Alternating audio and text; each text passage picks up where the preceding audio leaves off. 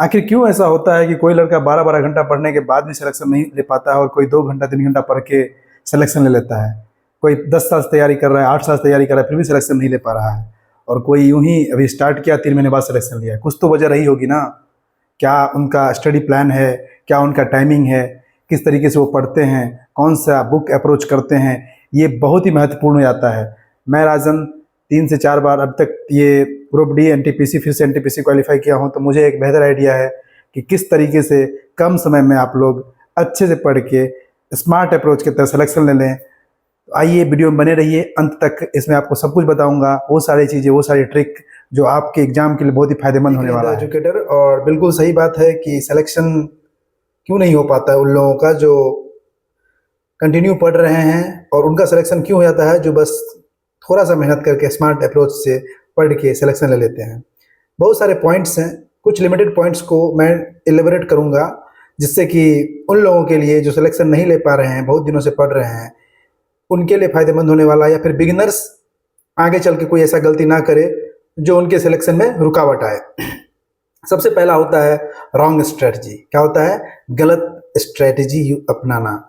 अभी देखो, होता क्या है कि वैकेंसी आई या वैकेंसी नहीं भी आई, सबसे पहली बात होती है कि अगर वैकेंसी आई उसके बाद बंदे क्या करना, कैंडिडेट क्या करना शुरू कर देते हैं, स्ट्रेटजी उनका स्टार्टिंग से ही गलत रहता है। अब वो एक ल्यूसेंट खरीद के बैठ जाएंगे, अब शुरू से हिस्ट्री का शुरू से पढ़ना शुरू कर देंगे, मैथ्स का शुरू से बनाना शुरू कर देंगे, रीजनिंग का शुरू से बनाना शुरू कर देंगे, वहीं पे उसका कहानी खत्म हो गया। जो शुरू से शुरू किया उसका कहानी वहीं खत्म है।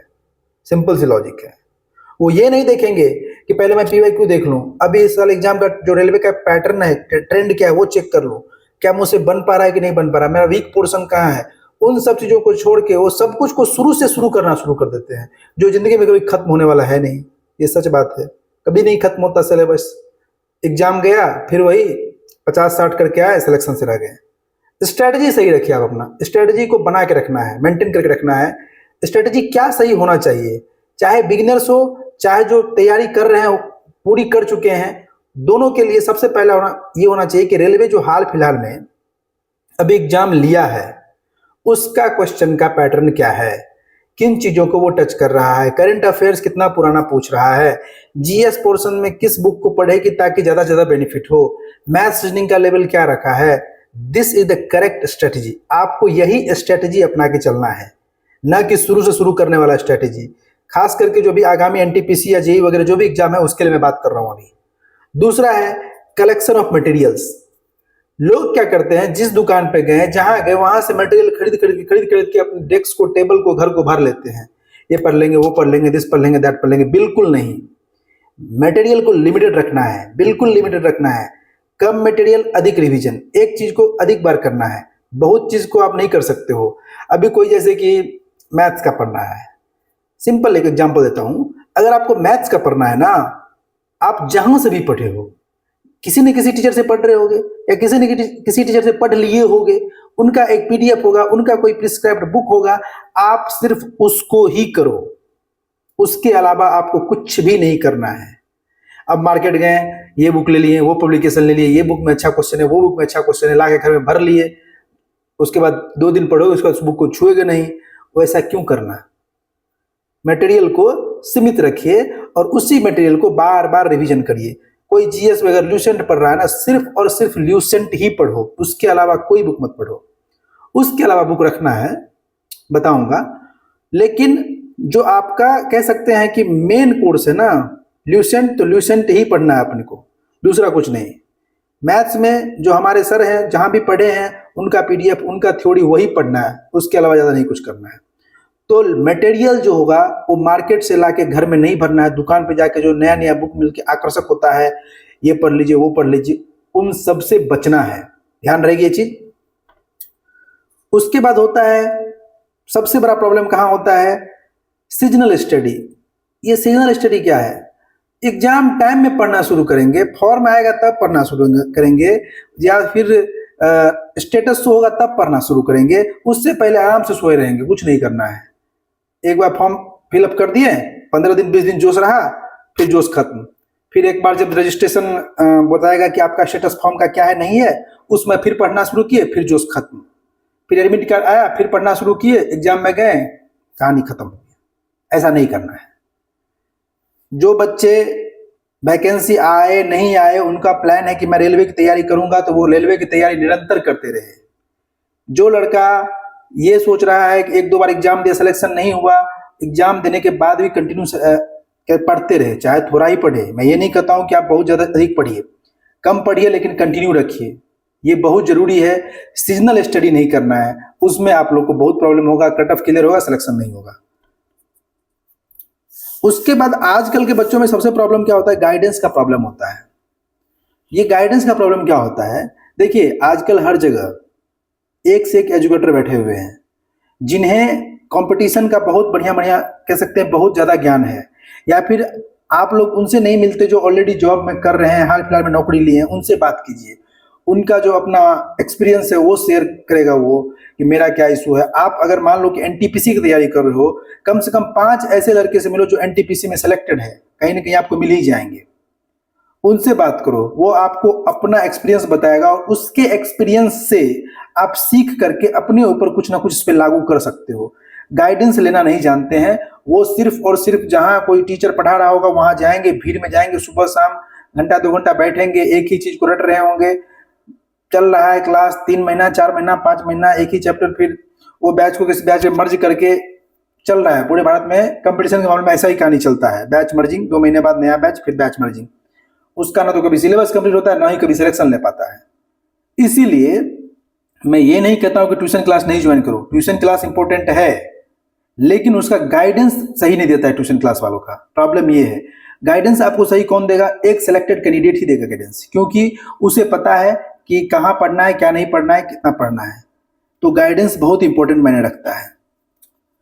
अगला पॉइंट है कि आजकल के जो बच्चे हैं, बहुत लोगों से मैं बात की, मेरे बहुत सारे कलीग हैं, वो बोल रहे हैं कि मैं जाऊंगा एग्जाम में, सीधा एग्जाम में सेट मार के आऊंगा, मैं घर पे सेट नहीं लगाऊंगा, मैं मॉक टेस्ट नहीं लगाता, मैं सिर्फ पढ़ता हूं। भाई ठीक है, रेलवे का एग्जाम है तो आपको टाइम बहुत दिया, तो आप उसको हल्के में ले रहे हो, ठीक है, लेकिन ऐसा होता है नहीं। मैं अभी मेंस दे के आया हूँ, बहुत सारा लड़का तो 120 नंबर क्वेश्चन पे देख भी नहीं पाया, वो 100 पे ही रह गया। यही वजह से आप ऑनलाइन मॉक टेस्ट दोगे नहीं, आपको पता नहीं चलेगा कि क्वेश्चन कौन सा क्वेश्चन कहाँ है नहीं है, इसी में आप रह जाओगे। ऑनलाइन मॉक टेस्ट देना क्यों जरूरी है वो बताता हूँ। ऑनलाइन मॉक टेस्ट देना इसीलिए नहीं जरूरी है कि क्वेश्चन का लेवल पता चले, क्वेश्चन का पैटर्न पता चले, वो दूसरी बात है, मैं वहां अभी नहीं जाऊंगा। ऑनलाइन मॉक टेस्ट देना इसीलिए जरूरी है कि दिए गए समय में क्या मैं क्वेश्चन को सॉल्व कर पा रहा हूं या नहीं कर पा रहा हूं, भले मेरा तैयारी कितना भी अधिक क्यों ना हो, यह इंपॉर्टेंट होता है। कभी कभी क्या होता है, रेलवे गेम करता है। क्या गेम करता है बताता हूं। शुरू के 25-30 क्वेश्चन तक 4 से 5 डिफिकल्ट क्वेश्चन डाल के आपको फंसाने का कोशिश करता है, आपको फ्रस्ट्रेट करता है, आपको डिप्रेशन में डालता है, ताकि वो आपको जो है सो बाद में इजी क्वेश्चन भी गलत करवा दे और आपका सिलेक्शन नहीं हो। ऐसा होता है।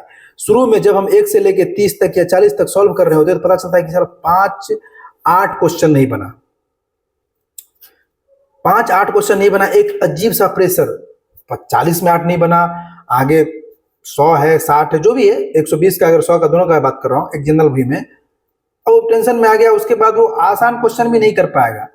इसीलिए मॉक टेस्ट लगाना जरूरी हो जाता है। मॉक टेस्ट जब आप लगाओगे किसी भी एग्जाम से पहले, उस एग्जाम का 30 40 50 लगा के जाओगे, आप कॉन्फिडेंस रहोगे। कहीं से कुछ भी पूछो, कोई भी भार दो, मेरा तो इतना बनना तय है, मैं इतना बनाऊंगा, दैट्स इट। मॉक टेस्ट इसीलिए लगाना है। हमेशा ध्यान रखिएगा, जो भी एग्जाम ऑनलाइन हो रहा है उसका मॉक लगाना इसीलिए जरूरी होता है कि time management, main important time management का ही रहता है। बहुत सारे लड़के ऐसे हैं जो टाइम मैनेजमेंट सही नहीं होने के कारण उनको आता हुआ क्वेश्चन भी नहीं बन पाता है, ठीक है। वैसे जो बच्चे मॉक टेस्ट लगा रहे हैं, जरा कमेंट में बताएंगे कि मॉक टेस्ट में उनका कितना मार्क्स आ रहा है, ठीक है। दूसरी बात करेंगे PYQ। PYQ इतना इंपॉर्टेंट कैसे हो जाता है?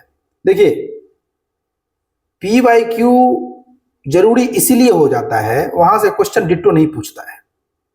PYQ अगर रेलवे की बात करें तो वो इसीलिए जरूरी हो जाता है कि आप रेलवे में 1 साल या 6 महीना पहले का जो भी एग्जाम हुआ रेलवे का, उसका क्वेश्चन देखिए, उसका पैटर्न देखिए, किस पैटर्न को फॉलो कर रहा है, किस टॉपिक को यदि टच कर रहा है, किस टॉपिक से इजी क्वेश्चन, किस टॉपिक से टफ क्वेश्चन, मैथ्स का लेवल क्या है, रीजनिंग का लेवल क्या है, रीजनिंग में कितना पजल पूछा, कितना सिटिंग अरेंजमेंट पूछा, मैथ में क्या कोई टिपिकल क्वेश्चन दे रहा है कि नहीं दे रहा है, इसीलिए PYQ देखना जरूरी है। PYQ अगर जो कर रहा है कंटिन्यू, उसका सिलेक्शन हो जाएगा। सिलेक्शन लेने के लिए दो चीज इंपॉर्टेंट है, PYQ प्लस मॉक टेस्ट, दोनों जो कर रहा है सिलेक्शन लेगा, 100% सिलेक्शन लेगा। भले वो थ्योरी कितना कर रहा हो नहीं कर रहा हो मैटर नहीं करता है। कुछ लड़के जो कंटिन्यू थ्योरी कर रहे हैं 10-10 घंटा 8-8 घंटा और ना ही मॉक टेस्ट लगा रहे हैं ना PYQ लगा रहे हैं, उनका सिलेक्शन नहीं होने वाला, ये सच्चाई है। होगा 10 में 5 का होगा, लेकिन 90 का नहीं, 95 का नहीं होगा। क्यों नहीं होगा? क्योंकि ना तो उन्हें प्रीवियस ईयर क्वेश्चन या जो अभी रेलवे का ट्रेंड है उसके बारे में पता है, ना ही उन्हें मॉक टेस्ट के बारे में पता है कि अगर शुरू में अगर डिफिकल्ट क्वेश्चन आएगा तो उसको कैसे डील करना है, या फिर लास्ट में इजी क्वेश्चन आएगा उसको कैसे डील करना है। तो ये एक बहुत बड़ा प्रॉब्लम रहता है। इसीलिए इस वीडियो में मैं 5-6 पॉइंट पे डिस्कस किया हूं, आप लोग उसके बारे में सोचिएगा, कमेंट कीजिएगा कि आपको कहां प्रॉब्लम हो रही है। मैं पर्टिकुलर चीज पे आपको बताऊंगा कमेंट बॉक्स में, या फिर उस पर वीडियो बनाऊंगा। तो इस वीडियो में इतना ही, बहुत जल्दी मिलते हैं अगले टॉपिक के साथ। धन्यवाद, जय हिंद।